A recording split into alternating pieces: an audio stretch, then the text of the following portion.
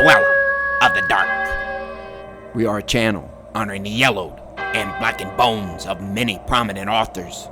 We will be digging up several obscure, strange, and forgotten authors who influenced many of the great horror, science fiction, and fantasy writers to date. Comment below if you like. If you have authors that you'd like to see recognized, list them in the comments or contact our author page. Subscribe for more tales of the horrifying, obscure, strange, and forgotten. We'll have quite a collection climbing out of the tombs.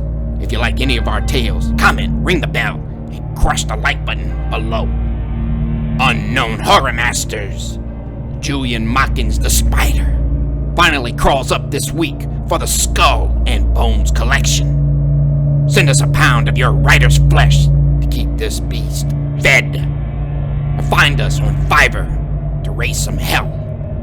Check out our other stories and our websites: YouTube, BitChute, Rumble, Dweller of the Dark.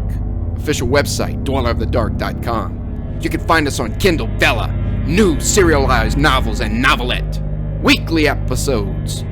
Check out the links below for Where the Wolf Dwells, The Curious Death of Dionysus Chenault. Our books and ebooks are on Kindle and Amazon. Follow, support us on Twitter, Instagram, Patreon, Bandcamp, Dweller of the Dark. Children of horror.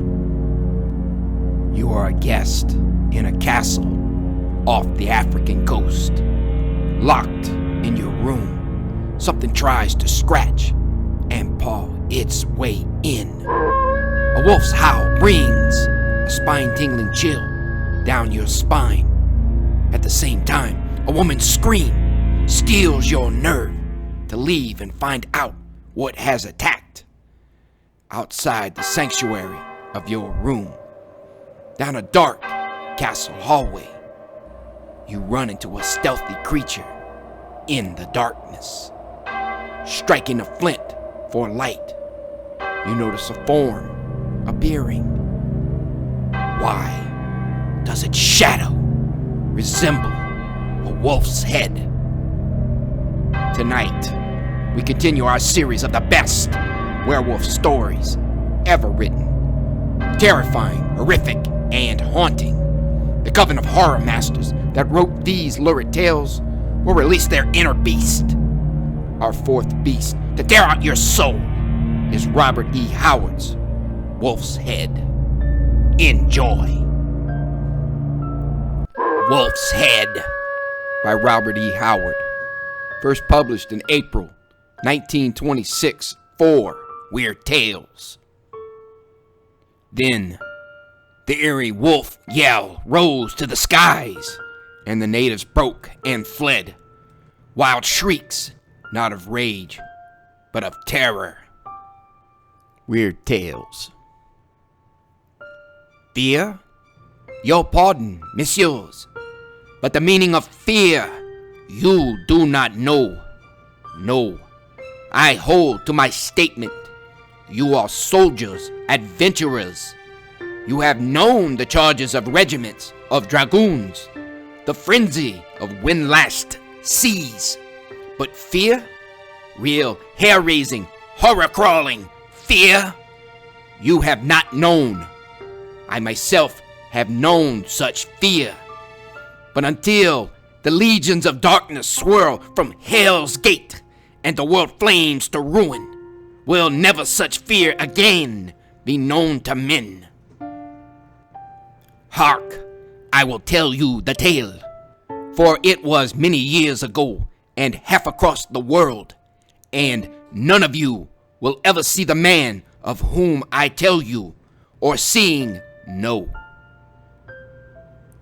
Return then with me across the years to a day when I, a reckless young cavalier, stepped from the small boat that had landed me from the ship floating in the harbor, cursed the mud that littered the crude wharf, and strode up the landing toward the castle in answer to the invitation of an old friend, Dom Vincente d'Alusto.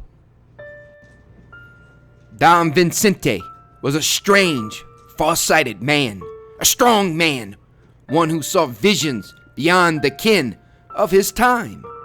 In his veins perhaps ran the blood of those old Phoenicians who, the priests tell us, ruled the seas and built cities in far lands in the dim ages. His plan of fortune was strange and yet successful. Few men would have thought of it. Fewer could have succeeded. For his estate was upon the western coast of that dark, mysterious continent, that baffler of explorers, Africa. There, by a small bay, had he cleared away the sullen jungle, built his castle and his storehouses, and with ruthless hand had he wrested the riches of the land. 4 ships he had, 3 smaller craft, and 1 great galleon. These plied between his domains and the cities of Spain, Portugal, France, and even England, laden with rare woods, ivory, slaves, the 1,000 strange riches that Dom Vincente had gained by trade and by conquest. Aye, a wild venture, a wilder commerce, and yet might he have shaped an empire from the dark land, had it not been for the rat-faced Carlos, his nephew. But I run ahead of my tale. Look, Messieurs, I draw a map on the table, thus, with finger dipped in wine. Here lay the small, shallow harbor, and here the wide wharves. A landing ran thus, up the slight slope, with hut-like warehouses on each side, and here it stopped, at a wide, shallow moat. Over it went a narrow drawbridge, and then one was confronted with a high palisade of logs set in the ground. This extended entirely around the castle. The castle itself was built on the model of another earlier age, being more for strength than beauty, built of stone brought from a great distance. Years of labor and 1,000 Negroes toiling beneath the lash had reared its walls, and now completed, it offered an almost impregnable appearance. Such was the intention of its builders, for barbaric pirates ranged the coast, and the horror of a native uprising lurked ever near. A space of about a half-mile on every side of the castle was kept cleared away, and roads had been built through the marshy land.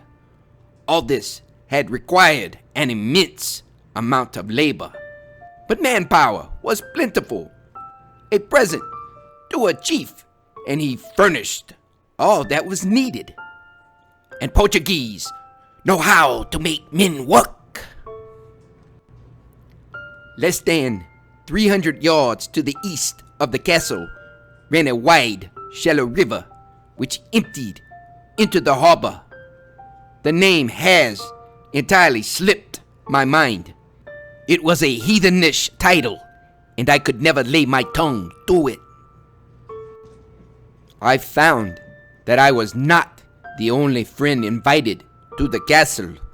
It seems that once a year, or some such matter, Dom Vincente brought a host of jolly companions to his lonely estate, and made merry for some weeks to make up for the work and solitude of the rest of the year. In fact, it was nearly night, and a great banquet was in progress when I entered. I was acclaimed with great delight, greeted boisterously by friends, and introduced to such strangers as were there. Entirely too weary to take much part in the revelry, I ate, drank quietly, listened to the toast and songs, and studied the feasters. Don Vincente, of course, I knew, as I had been intimate with him for years.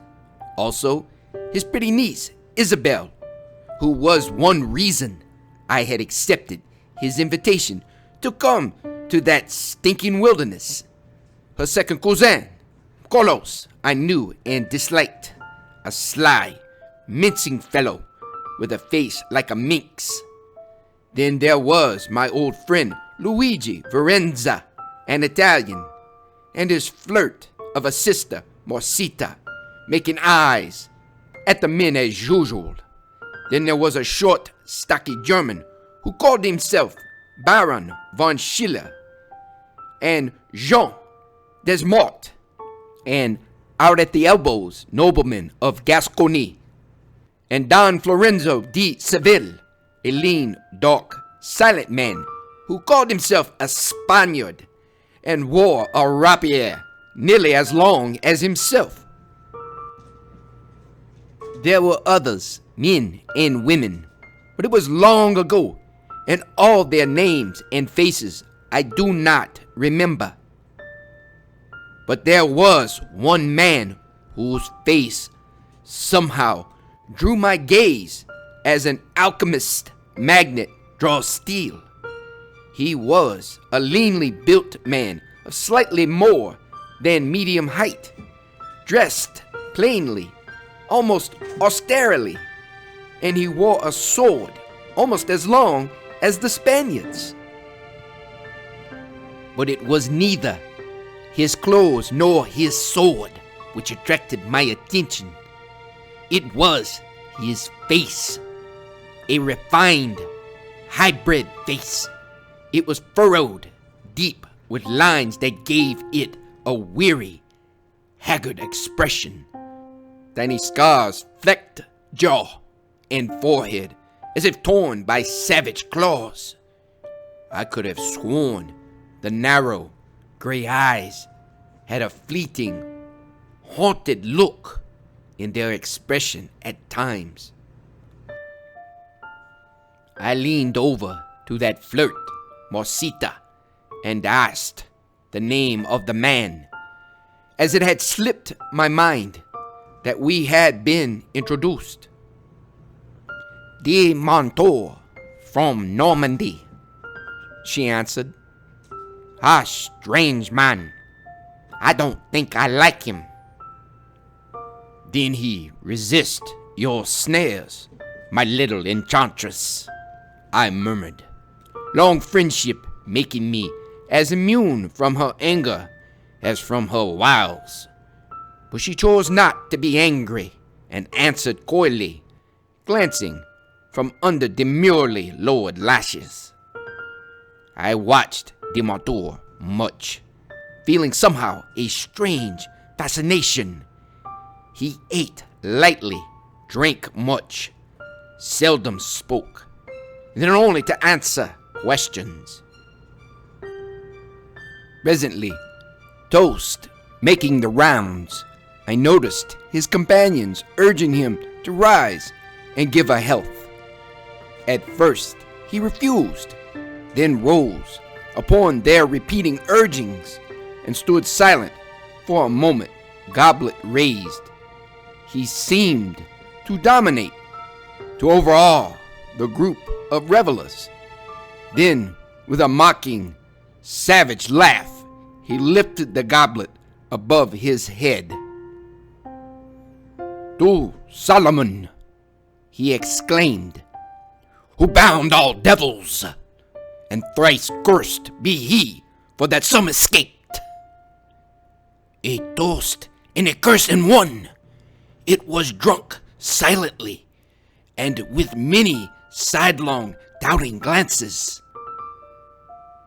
That night, I retired early, weary of the long sea voyage, and my head spinning from the strength of the wine of which Don Vincente kept such great stores. My room was near the top of the castle and looked out toward the forest of the south and the river. The room was furnished in crude, barbaric splendor, as was all the rest of the castle. Going through the window, I gazed out at the arquebusier pacing the castle grounds just inside the palisade, at the cleared space lying unsightly and barren in the moonlight, at the forest beyond, at the silent river. From the native quarters, close to the river bank, came the weird twanging of some rude lute, sounding a barbaric melody. In the dark shadows of the forest, some uncanny nightbird lifted a mocking voice. 1,000 minor notes sounded, birds and beast, and the devil knows what else. Some great jungle cat began a hair-lifting yowling. I shrugged my shoulders and turned from the windows. Surely devils lurked in those somber depths. There came a knock at my door, and I opened it to admit demontour. He strode to the window and gazed at the moon, which rode resplendent and glorious. The moon is almost full, is it not, Monsieur? He remarked, turning to me. I nodded, and I could have sworn that he shuddered. Your pardon, Monsieur. I will not annoy you further. He turned to go, but at the door turned and retraced his steps. Monsieur, he almost whispered with a fierce intensity. Whatever you do, be sure yon bar and bolt your door tonight. Then he was gone, leaving me to stare after him bewilderedly. I dozed off to sleep, the distant shouts of the revelers in my ears, and though I was weary, or perhaps because of it, I slept lightly. While I never really awoke until morning, sounds and noises seemed to drift to me through my veil of slumber, and once it seemed that something was prying and shoving against the bolted door. As is to be supposed, most of the guests were in a beastly humor the following day and remained in their rooms most of the morning, or else straggled down late. Besides Don Vincenti, there were really only 3 of the masculine members sober: Demontour, the Spaniard de Seville, as he called himself, and myself. The Spaniard never touched wine, and though Demontour consumed incredible quantities of it, it never affected him in any way. The ladies greeted us most graciously. "So truth, senor," remarked that minx Marcita, giving me her hand with a gracious air that was like to make me snicker. "I am glad to see there are gentlemen among us who care more for our company than for the wine cup, for most of them are most surprisingly befuddled this morning." Then, with a most outrageous turning of her wondrous eyes, "Methinks someone was too drunk to be discreet last night, or not drunk enough, for unless my poor senses deceive me much, someone came fumbling at my door late in the night." "Ha!" I exclaimed in quick anger. "No, hush." She glanced about as if to see that we were alone. Then, "Is it not strange that Signor Demontour, before he retired last night, instructed me to fasten my door firmly?" "Strange," I murmured, but did not tell her that he had told me the same thing. And is it not strange, Pierre, that though Signor Demontour left the banquet hall even before you did, yet he has the appearance of one who has been up all night? I shrugged. A woman's fancies are often strange. Tonight, she said roguishly, I will leave my door unbolted and see whom I catch. You will do no such thing. She showed her little teeth in a contemptuous smile and displayed a small, wicked dagger. Listen, imp. Demontour gave me the same warning he did you. Whatever he knew, whoever prowled the halls last night, the object was more apt murder than amorous adventure. Keep your doors bolted. The Lady Isabel shares your room, does she not? Not she, and I send my woman to the slave quarters at night, she murmured, gazing mischievously at me from beneath drooping eyelids. One would think you a girl of no character from your talk, I told her, with the frankness of youth and of long friendship. Walk with care, young lady, else I tell your brother to spank you.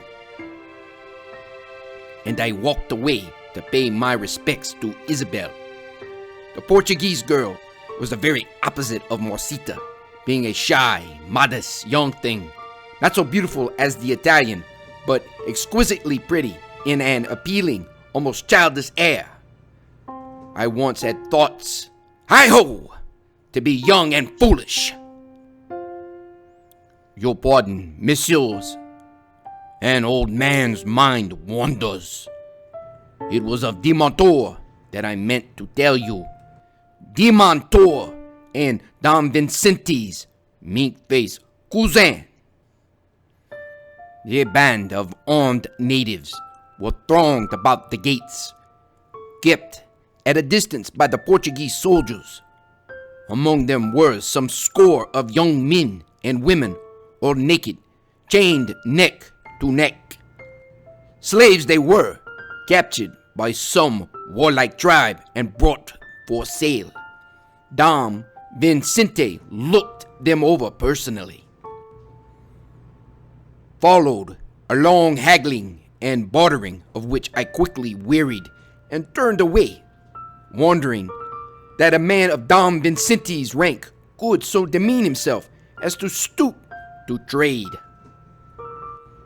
But I strolled back when one of the natives of the village nearby came up and interrupted the sale with a long harangue to Dom Vincente.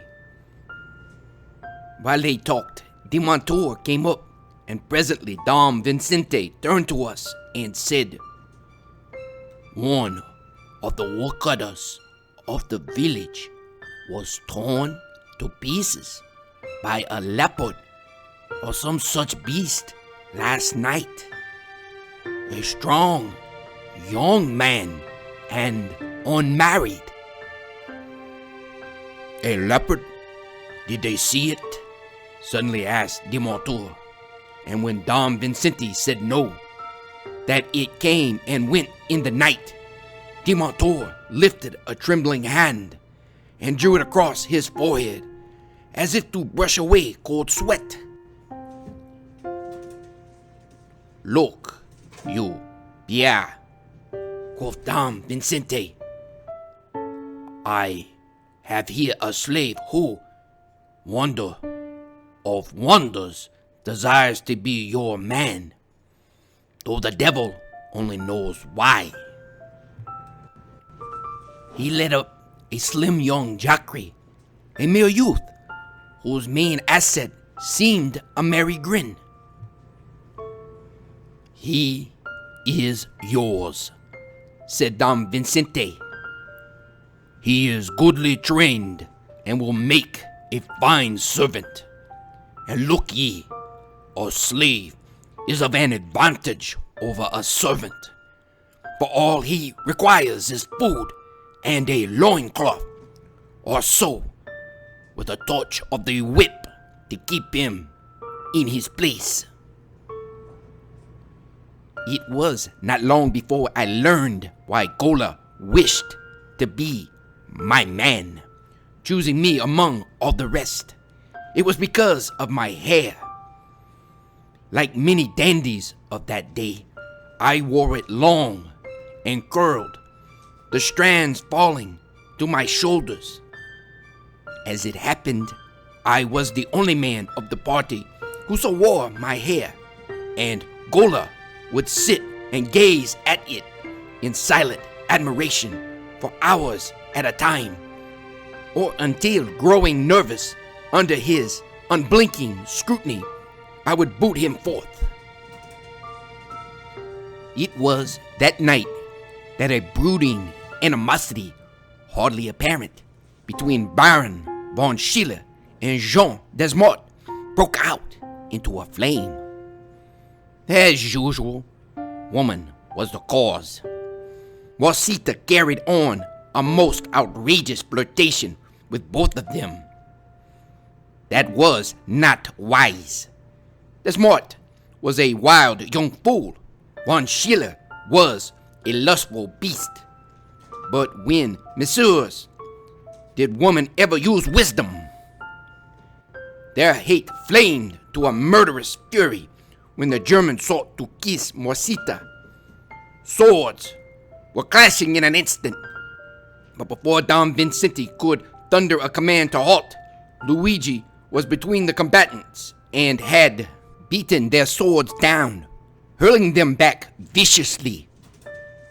"Signori," said he softly, but with a fierce intensity, "is it the part of hybrid signori to fight over my sister?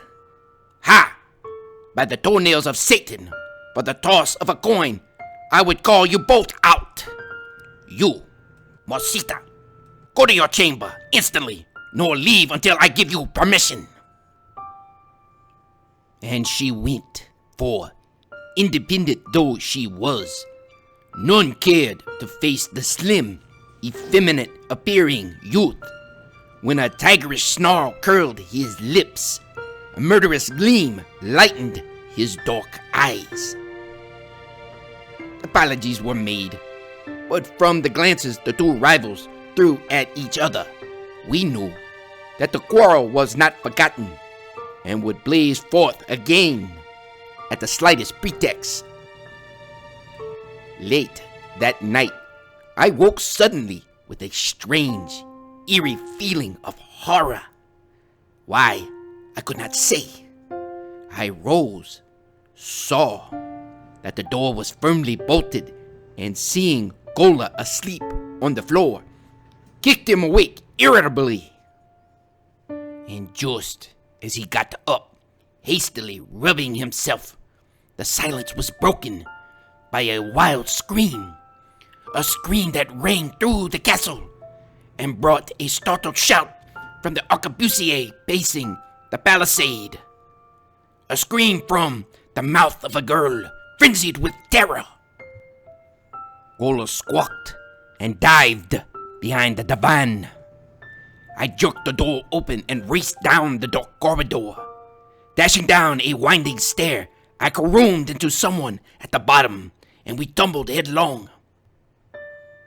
He gasped something, and I recognized the voice of Jean Desmort.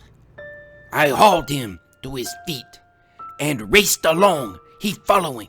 The screams had ceased, but the whole castle was in an uproar, voices shouting, the clink of weapons, lights flashing up, Don Vincente's voice shouting for the soldiers, the noise of armed men rushing through the rooms and falling over each other.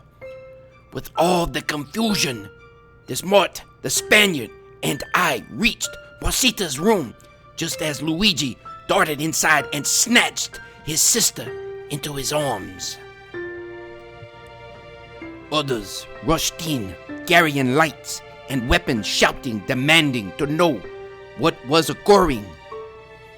The girl lay quietly in her brother's arms, her dark hair loose and rippling over her shoulders, her dainty night garments torn to shreds and exposing her lovely body. Long scratches showed up her arms, breast, and shoulders.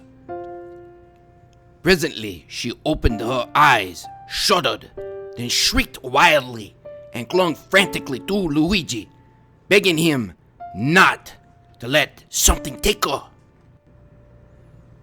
"The door," she whimpered. "I left it unbarred, and something crept into my room through the darkness. I struck at it with my dagger, and it hurled me to the floor, tearing at me. Then I fainted." "Where is Von Schiller?" asked the Spaniard, a fierce glint in his dark eyes. Every man glanced at his neighbor. All the guests were there except the German. I noted demontour gazing at the terrified girl, his face more haggard than usual, and I thought it strange that he wore no weapon. "Aye, Von Schiller!" exclaimed Desmond fiercely, and half of us followed Don Vincente out into the corridor.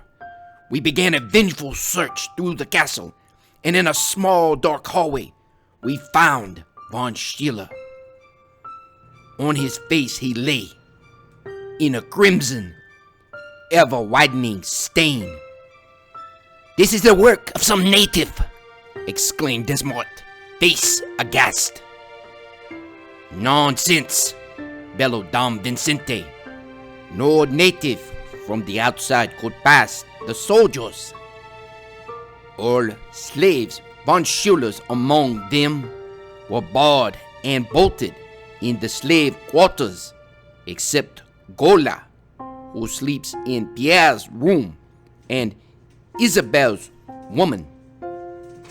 "But who else could have done this deed?" exclaimed Desmond in a fury.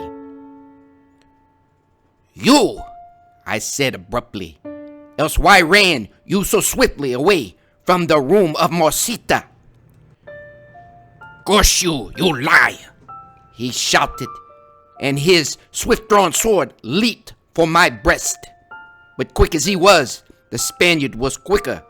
Desmond's rapier clattered against the wall, and Desmond stood like a statue, the Spaniard's motionless point just touching his throat. "Bind him," said the Spaniard without passion. "Put down your blade, Don Florenzo," commanded Don Vincente, striding forward and dominating the scene. "Senor Desmond, you are one of my best friends, but I am the only law here, and duty must be done. Give your word that you will not seek to escape." "I give it," replied the Gascon calmly. "I acted hastily. I apologize. I was not intentionally running away, but the halls and corridors of this cursed castle confused me. Of us all, probably but one man believed him." "Messieurs," demontour stepped forward. "This youth is not guilty. Turn the German over." Two soldiers did as he asked. Demontour shuddered, pointing. The rest of us glanced once, then recoiled in horror. "Good man have done that thing." "With a dagger?" began someone. "No dagger makes wounds like that," said the Spaniard.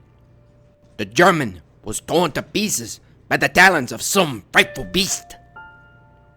We glanced about us, half expecting some hideous monster to leap upon us from the shadows.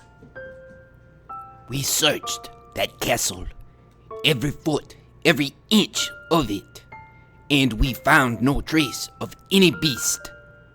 Dawn was breaking when I returned to my room to find that Gola had barred himself in, and it took me nearly a half hour to convince him to let me in.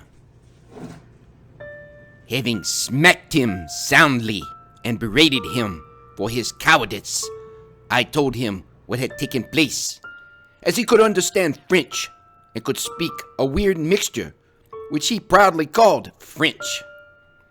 His mouth gaped, and only the whites of his eyes showed as the tale reached its climax. "Juju," he whispered fearsomely. "That is man." Suddenly, an idea came to me. I had heard vague tales, little more than hints of legends of the devilish leopard cult that existed on the West Coast. No white man had ever seen one of its votaries, but Dom Vincente had told us tales of beast men, disguised in skins of leopards, who stole through the midnight jungle and slew and devoured. A ghastly thrill traveled up and down my spine, and in an instant I had Gola in a grasp which made him yell. "Was that a leopard man?" I hissed, shaking him viciously. Massa, he gasped. "Me good boy. Juju man git. Mo bessa no tell." "You'll tell me," I gritted, renewing my endeavors until his hands, waving feeble protest, he promised to tell me what he knew. "No leopard man," he whispered, and his eyes grew big with supernatural fear. "Moon, he full. Wood gotta find. Him heap clawed. Find another woodcutter. Big massa. Dom Vincente. Say leopard. No leopard. But leopard man, he come to kill. Something kill leopard man. Heap claw. Hi. Moon full again. Something come in lonely hut. Claw woman. Claw pickman. Man. Find claw up. Big massa say leopard.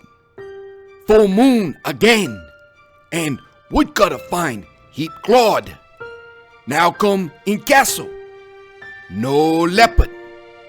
But always footmarks of a man. I gave a startled, incredulous exclamation. It was true, Gola averred.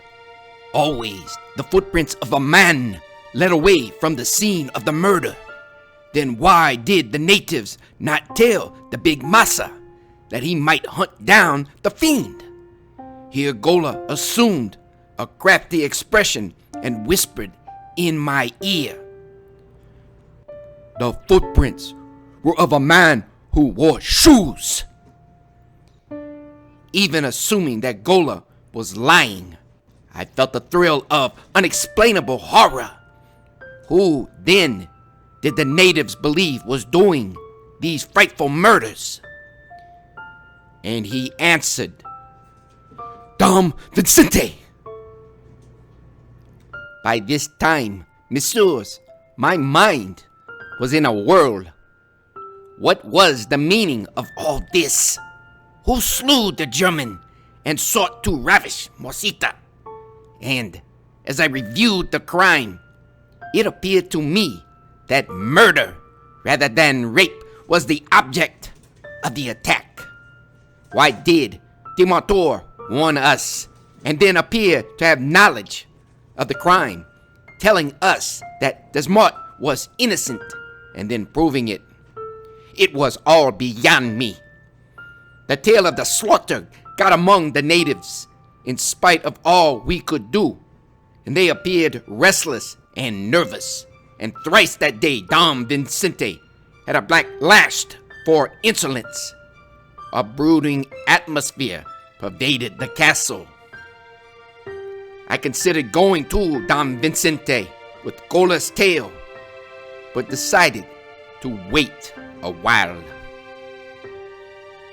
The women kept their chambers that day. The men were restless and moody. Don Vincente announced that the sentries would be doubled and some would patrol the corridors of the castle itself. I found myself musing cynically that if Gola's suspicions were true, sentries would be of little good. I am not, Messieurs, a man to brook such a situation with patience, and I was young then, so as we drank before retiring, I flung my goblet on the table and angrily announced that in spite of man, beast, or devil, I slept that night with doors flung wide, and I tramped angrily to my chamber. Again, as on the first night, demontour came, and his face was as a man who has looked into the gaping gates of hell.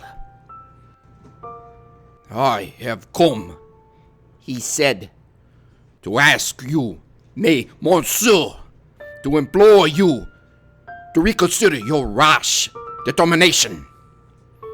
I shook my head impatiently. You are resolved, yes? Then I ask you to do this for me, that after I enter my chamber, you will bolt my doors from the outside. I did as he asked, and then made my way back to my chamber, my mind in a maze of wonderment. I had sent Gola to the slave quarters, and I laid rapier and dagger close at hand. Nor did I go to bed, but crouched in a great chair in the darkness. Then I had much ado to keep from sleeping. To keep myself awake, I fell to musing on the strange words of demontour. He seemed to be laboring under great excitement. His eyes hinted of ghastly mysteries known to him alone, and yet his face was not that of a wicked man.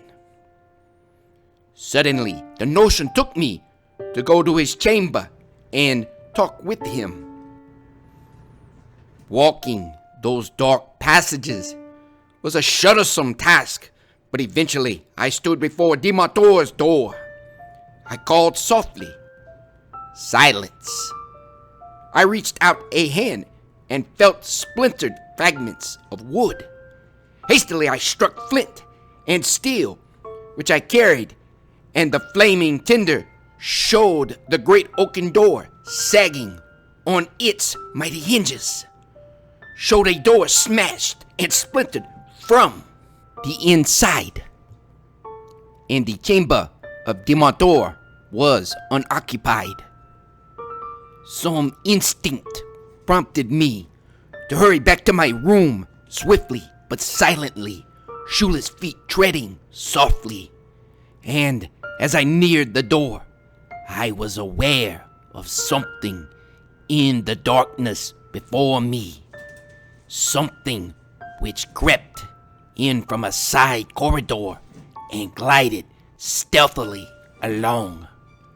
In a wild panic of fear, I leaped, striking wildly and aimlessly in the darkness. My clenched fist encountered a human head, and something went down with a crash. Again, I struck a light. A man lay senseless on the floor, and he was demontour. I thrust a candle into a niche in the wall, and just then demontour's eyes opened, and he rose uncertainly. You! I exclaimed, hardly knowing what I said. You of all men! He merely nodded. You killed Von Schiller. Yes. I recoiled with a gasp of horror. Listen. He raised his hand. Take your rapier and run me through. No man will touch you. No, I exclaimed. I cannot. Then quick, he said hurriedly, get into your chamber and bolt the door. Haste! It will return. What will return? I asked with a thrill of horror. If it will harm me, it will harm you. Come into the chamber with me. No, no! He fairly shrieked, springing back from my outstretched arm. Haste, haste! It left me for an instant, but it will return. Then, in a low-pitched voice of indescribable horror, it is returning. It is here now. And I felt a something, a formless, shapeless presence near, a thing of frightfulness. Demontour was standing, legs braced, arms thrown back, fists clenched.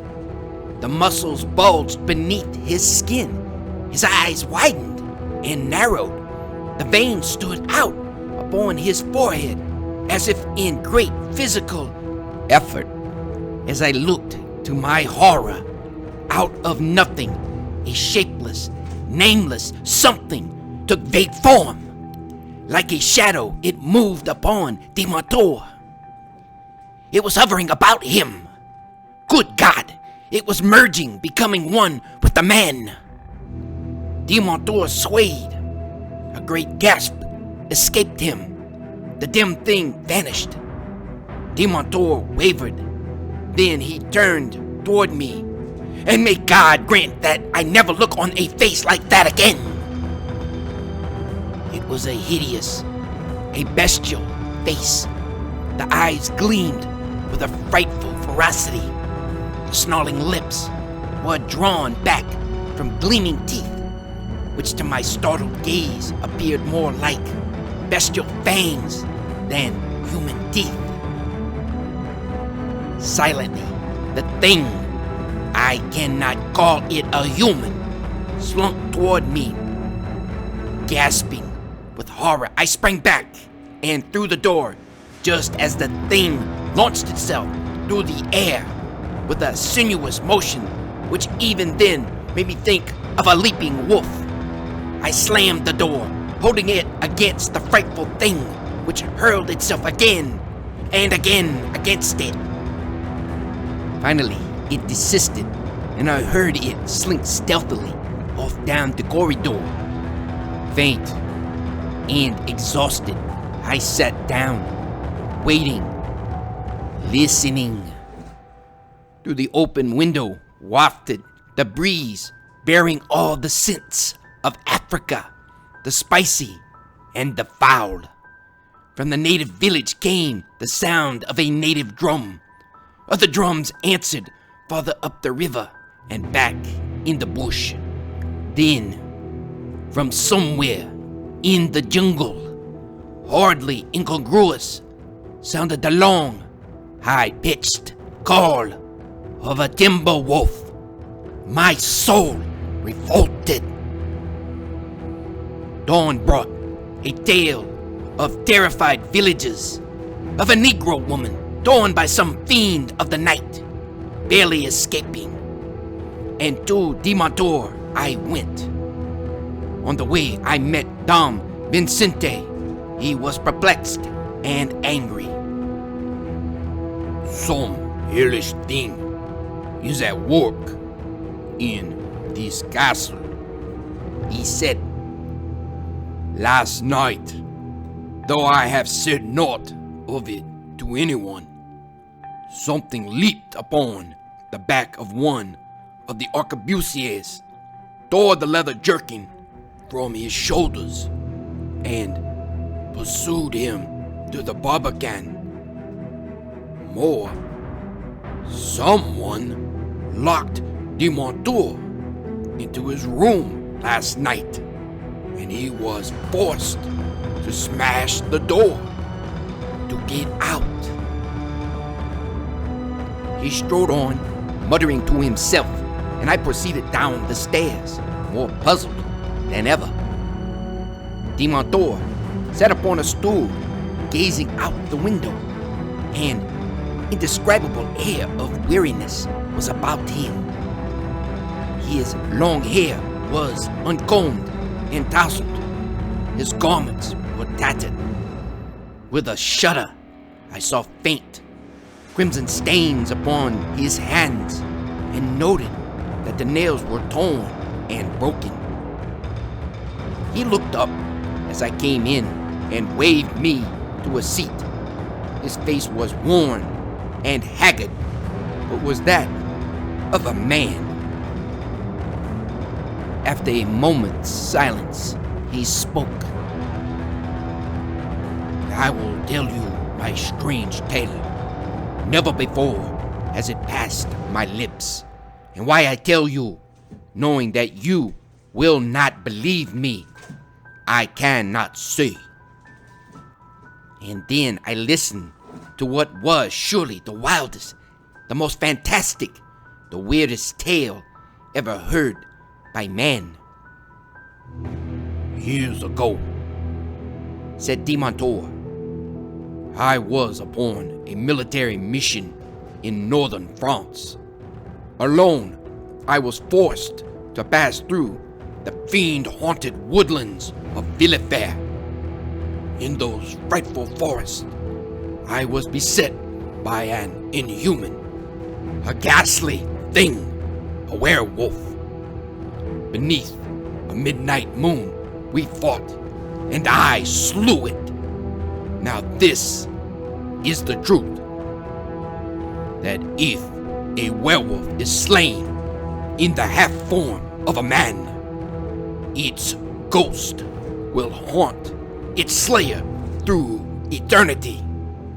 But if it is slain as a wolf, hell gapes to receive it. The true werewolf is not, as many think, a man who may take the form of a wolf, but a wolf who takes the form of a man. Now listen, my friend, and I will tell you of the wisdom, the hellish knowledge that is mine, gained through many a frightful deed imparted to me amid the ghastly shadows of midnight forest, where fiends and half-beasts roamed. In the beginning, the world was strange, misshapen. Grotesque beasts wandered through its jungles, driven from another world. Ancient demons and fiends came in great numbers and settled upon this newer, younger world. Long the forces of good and evil warred. A strange beast, known as man, wandered among the other beasts, and since good or bad must have a concrete form ere either accomplishes its desire, the spirits of good entered man. The fiends entered other beasts, reptiles, and birds, and long and fiercely waged the age-old battle. But man conquered. The great dragons and serpents were slain, and with them the demons. Finally, Solomon, wise beyond the ken of man, made great war upon them, and by virtue of his wisdom slew, seized, and bound. But there were some which were the fiercest, the boldest, and though Solomon drove them out, he could not conquer them. Those had taken the form of wolves. As the ages passed, wolf and demon became merged. No longer could the fiend leave the body of the wolf at will. In many instances, the savagery of the wolf overcame the subtlety of the demon and enslaved him, so the wolf became again only a beast, a fierce, cunning beast, but merely a beast. But of the werewolves, there are many, even yet. And during the time of the full moon, the wolf may take the form or the half form of a man. When the moon hovers at her zenith, however, the wolf spirit again takes ascendancy and the werewolf becomes a true wolf once more. But if it is slain in the form of a man, then the spirit is free to haunt its slayer through the ages. Hearken now, I had thought to have slain the thing after it had changed to its true shape, but I slew it an instant too soon. The moon, though it approached the zenith, had not yet reached it, nor had the thing taken on fully the wolf form. Of this I knew nothing and went my way. But when the next time approached for the full moon, I began to be aware of a strange, malicious influence. An atmosphere of horror hovered in the air, and I was aware of inexplicable, uncanny impulses. One night, in a small village in the center of a great forest, the influence came upon me with full power. It was night, and the moon, nearly full, was rising over the forest. And between the moon and me, I saw, floating in the upper air, ghostly and barely discernible, the outline of a wolf's head. I remember little of what happened thereafter. I remember dimly clambering into the silent street. Remember struggling, resisting briefly, vainly, and the rest is a crimson maze until I came to myself the next morning and found my garments and hands caked and stained crimson, and heard the horrified chattering of the villagers telling of a pair of clandestine lovers slaughtered in a ghastly manner, scarcely outside the village, torn to pieces as if by wild beasts, as if by wolves. From that village I fled aghast, but I fled not alone. In the day, I could not feel the drive of my fearful captor, but when night fell and the moon rose, I ranged the silent forest, a frightful thing, a slayer of humans, a fiend in a man's body. God, the battles I have fought, but always it overcame me and drove me ravening after some new victim. But after the moon had passed, its fullness, the thing's power over me ceased suddenly. Nor did it return until 3 nights before the moon was full again. Since then, I have roamed the world, fleeing, seeking to escape. Always the thing follows, taking possession of my body when the moon is full. Gods, the frightful deeds I have done! I would have slain myself long ago, but I dare not. For the soul of a suicide is accursed, and my soul would be forever hunted through the flames of hell. And hearken, most frightful of all, my slain body would forever roam the earth, moved and inhabited by the soul of the werewolf. Can any thought be more ghastly?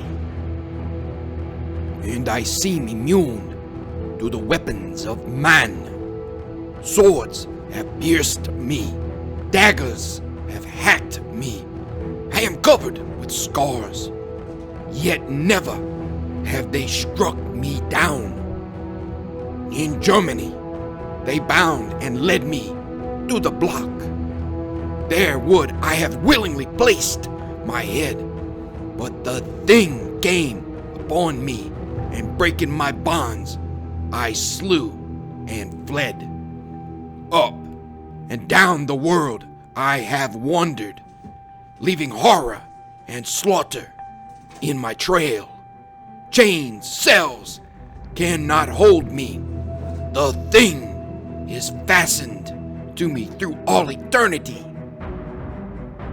In desperation, I accepted Don Vincente's invitation.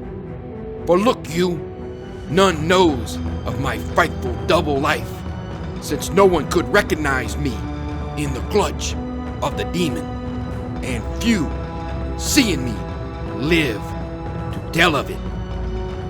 My hands all red, my soul doomed to everlasting flames. My mind is torn with remorse for my crimes, and yet I can do nothing to help myself. Surely, yeah, no man ever knew the hell that I have known. Yes, I slew von Schiller, and I sought to destroy the girl, Rosita. Why I did not, I cannot say, for I have slain both women and men.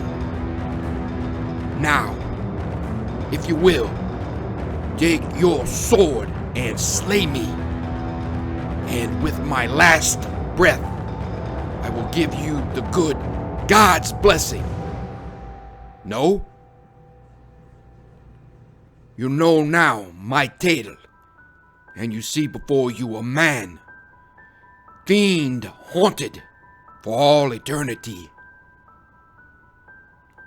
My mind was spinning with wonderment as I left the room of demontour. What to do, I knew not. It seemed likely that he would yet murder us all, and yet I could not bring myself to tell Don Vincente all. From the bottom of my soul, I pitied demontour. So I kept my peace, and in the days that followed, I made occasion to seek him out and converse with him.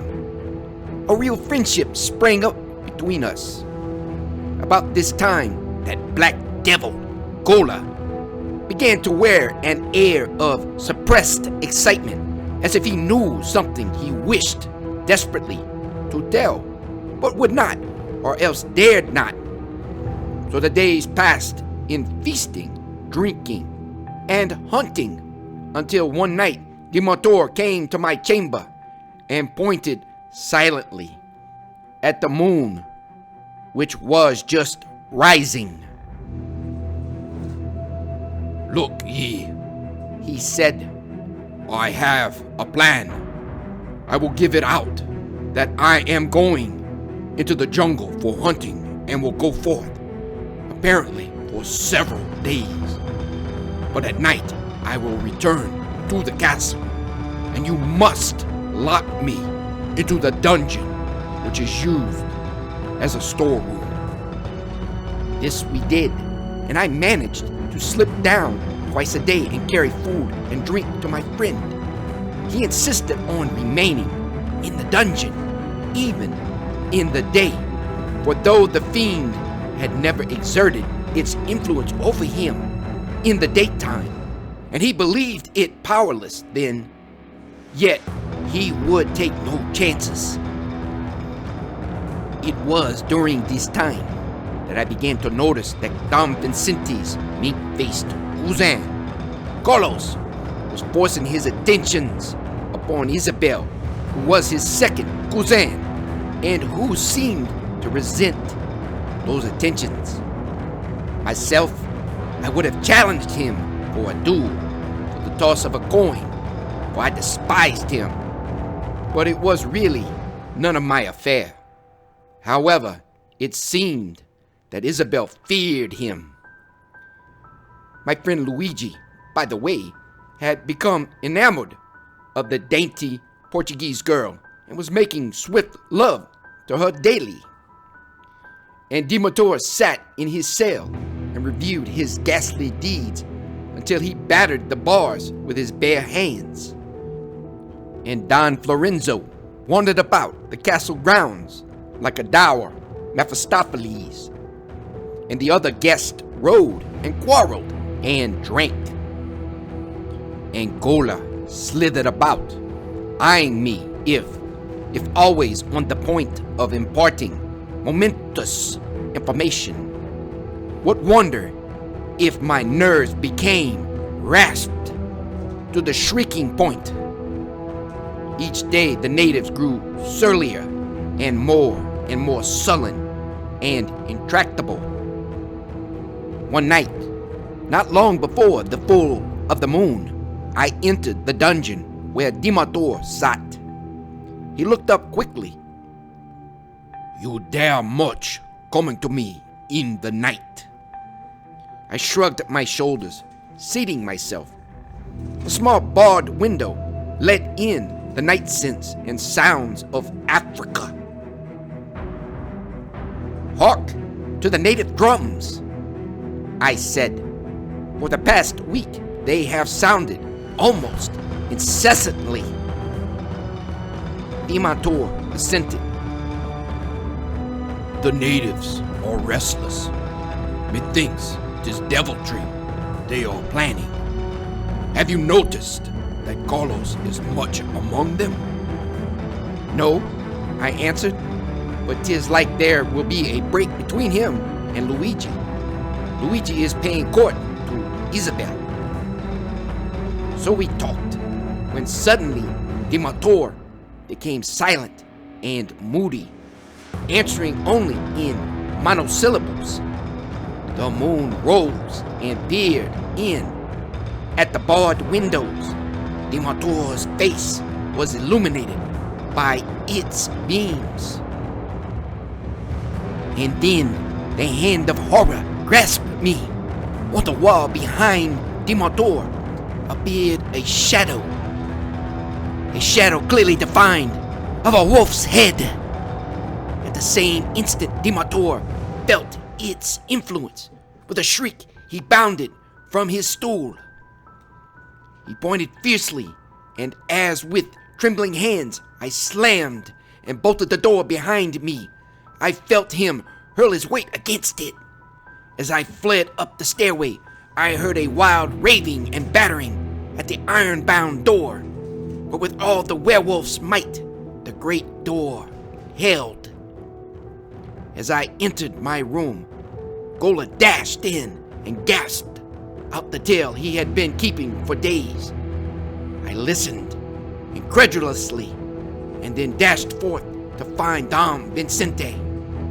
I was told that Carlos had asked him to accompany him to the village to arrange a sale of slaves. My informer was Don Florenzo of Seville, and when I gave him a brief outline of Gola's tale, he accompanied me. Together, we dashed through the castle gate, flinging a word to the guards and down the landing toward the village. "Dom Vincente! Dom Vincente! Walk with care! Keep sword loosened in its sheath! Fool! Fool! To walk in the night with Carlos, the traitor!" They were nearing the village when we caught up with them. "Don Vincente!" I exclaimed. "Return instantly to the castle. Carlos is selling you into the hands of the natives. Gola has told me that he lusts for your wealth and for Isabel." A terrified native babbled to him of booted footprints near the places where the woodcutters were murdered, and Carlos has made the blacks believe that the slayer was you. Tonight the natives were to rise and slay every man in the castle, except Carlos. Do you not believe me, Dom Vincente?" "Is this truth, Carlos?" asked Dom Vincente in amaze. Carlos laughed mockingly. Ha ha! The fool speaks truth, he said. But it accomplishes you nothing. Ho! He shouted as he leaped for Dom Vincente, still flashed in the moonlight, and the Spaniard's sword was through Carlos ere he could move. And the shadows rose about us. Then it was back to back, sword and dagger. 3 men against 100. Spears flashed, and a fiendish yell went up from savage throats. I spitted 3 natives in as many thrusts, and then went down from a stunning swing from a war club. And an instant later, Dom Vincente fell upon me with a spear in one arm and another through the leg. Don Florenzo was standing above us, sword leaping like a living thing, when a charge of the arquebusiers swept the riverbank clear, and we were borne into the castle. Black hordes came with a rush, spears flashing like a wave of steel, a thunderous roar of savagery going up to the skies. Time and again they swept up the slopes, bounding the moat until they were swarming over the palisades, and time and again the fire of the 100-odd defenders hurled them back.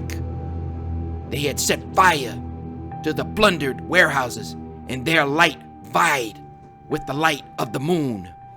Just across the river, there was a larger storehouse, and about this hordes of the natives gathered, tearing it apart for plunder. Would that they would drop torch upon it, said Dom Vincente. Or not is stored therein, save some 1,000 pounds of gunpowder.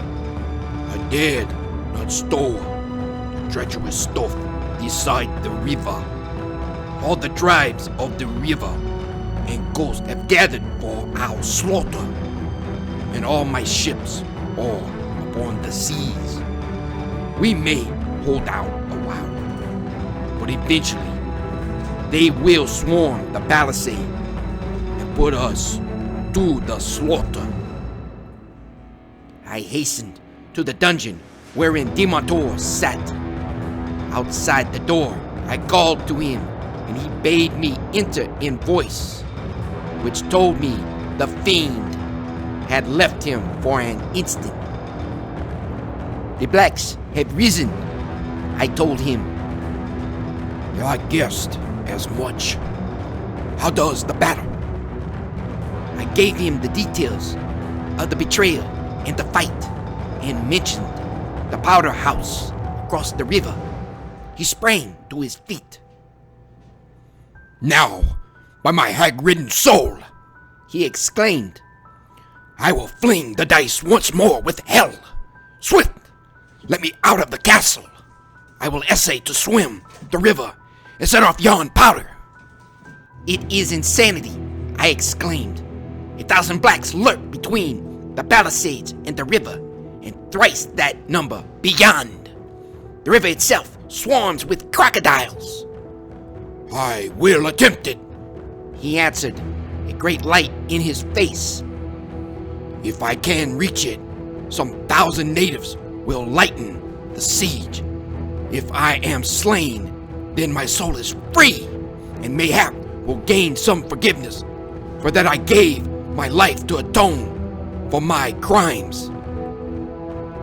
Then, haste, he exclaimed, for the demon is returning. Already I feel his influence. Haste ye! For the castle gates we sped, and as demontour ran, he gasped, as a man in a terrific battle. At the gate he pitched headlong, then rose to spring through it. Wild yells greeted him from the natives. The arquebusiers shouted curses at him and at me. Peering down from the top of the palisades, I saw him turn from side to side uncertainly. A score of natives were rushing recklessly forward, spears raised. Then the eerie wolf yell rose to the skies, and demontour bounded forward. Aghast, the natives paused. Before a man of them could move, he was among them. Wild shrieks, not of rage, but of terror. In amazement, the arquebusiers held their fire. Straight through the group of blacks, demontour charged. And when they broke and fled, 3 of them fled not. A dozen steps demontour took in pursuit, then stopped, stock still. A moment he stood so, while spears flew about him, then turned and ran swiftly in the direction of the river. A few steps from the river, another band of blacks barred his way. In the flaming light of the burning houses, the scene was clearly illuminated. A thrown spear tore through demontour's shoulder. Without pausing in his stride, he tore it forth and drove it through a native, leaping over his body to get among the others. They could not face the fiend-driven white man. With shrieks, they fled, and demontour, bounding upon the back of one, brought him down. Then he rose, staggered, and sprang to the riverbank. An instant he paused there, and then vanished in the shadows. "Name of the devil!" gasped Dom Vincente at my shoulder. "What manner of man is that? Was that demontour?" I nodded. The wild yells of the natives rose above the crackle of the arquebus fire. They were massed thick about the great warehouse across the river. "They plan a great rush," said Dom Vincente. "They will swarm clear over the palisade, methinks. Ha!" A crash that seemed to rip the skies apart. A burst of flame that mounted to the stars. The castle rocked with the explosion, then silence, as the smoke drifting away showed only a greater crater where the warehouse had stood. I could tell of how Dom Vincente led a charge, crippled as he was, out of the castle gate and down the slope to fall upon the terrified blacks who had escaped the explosion. I could tell of the slaughter, of the victory and the pursuit of the fleeing natives. I could tell too, Messieurs, of how I became separated from the band and of how I wandered far into the jungle, unable to find my way back to the coast. I could tell how I was captured by a wandering band of slave raiders and of how I escaped. But such is not my intention. In itself, it would make a long tale. And it is of demontour that I am speaking. I thought much of the things that had passed and wondered if indeed demontour reached the storehouse to blow it to the skies, or whether it was but the deed of chance. That a man could swim that reptile-swarming river, fiend-driven though he was, seemed impossible.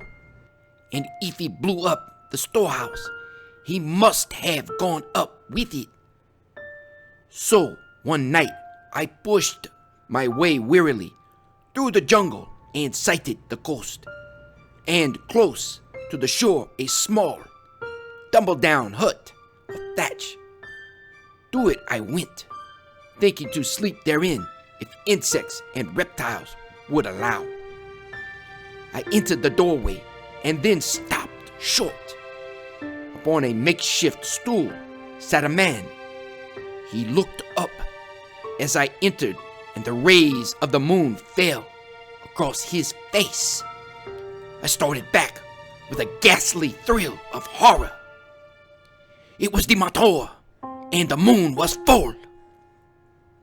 Then as I stood, unable to flee, he rose and came toward me, and his face, though haggard as of a man who has looked into hell, was the face of a sane man.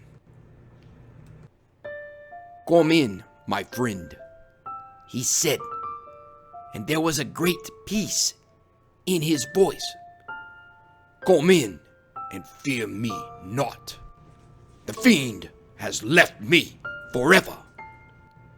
"But tell me, how conquered you?" I exclaimed as I grasped his hand. "I fought a frightful battle as I ran to the river," he answered, "for the fiend had me in its grasp and drove me to fall upon the natives.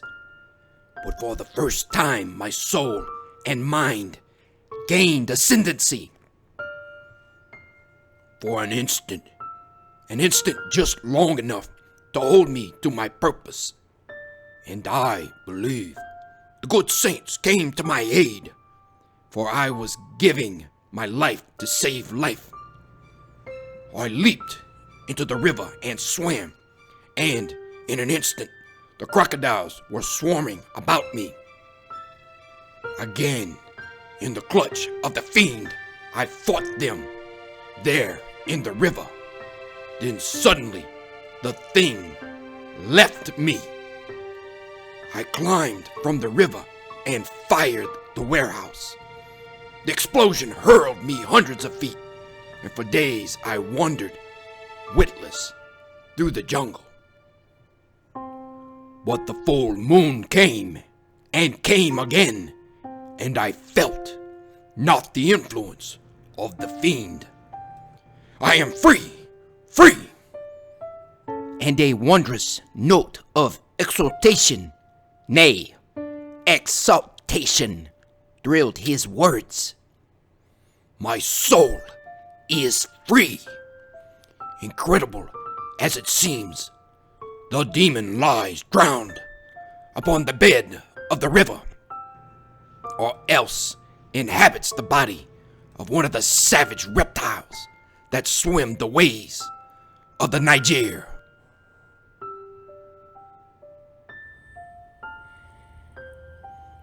Thank you for listening. Have a great night.